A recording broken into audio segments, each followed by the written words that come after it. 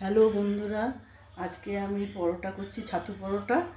এই এখন এটা গোলা করলাম এরকমভাবে করে নিয়ে ছাতুর মধ্যে নানা রকম জিনিস আইটেম দিলাম, আচারের তেল থেকে শুরু করে জোয়ান, লঙ্কা, রসুন কুচি করে সব আদা কুচি করে দিলাম।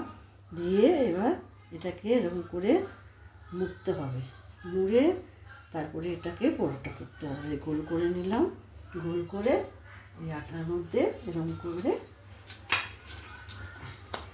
এই পরোটা এরকমভাবে পেপারে বেলছি। কিন্তু আমি পেপারে রুটি দেখেছি কিনা জানি না, আমি কিন্তু পেপারেই বেলি।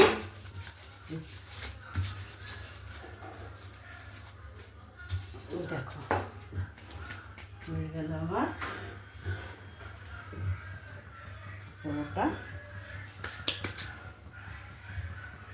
এর মধ্যে অনেক কিছু পড়ে ছাতু ভরা রুটিতে, মানে পরোটাতে।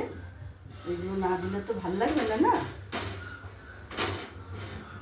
এরকম করে সেঁকবে, সেঁকে নিয়ে উল্টে দিলে তারপরে এই যে তেল দিয়ে, অল্প তেল যেমনি খাও তোমরা সেমনিভাবে তেল দেবে, দিয়ে পরোটাটা তৈরি করবে।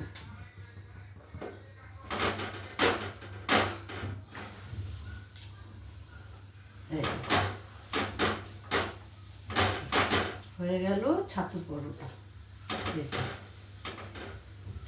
একটু ভালো করে ভাজবে, না ভাজলে ভালো লাগবে না তো খেতে। দেখো ফুলছে কেমনি করে, দেখছো? দেখো এমনি করে তোমরা ভাজবে, না ভাজলে ভালো লাগবে না, কিন্তু ভালো লাগবে। এখানেই আমি ভিডিও শেষ করছি। আর তোমাদের ভালো লাগলে সাবস্ক্রাইব করো। আর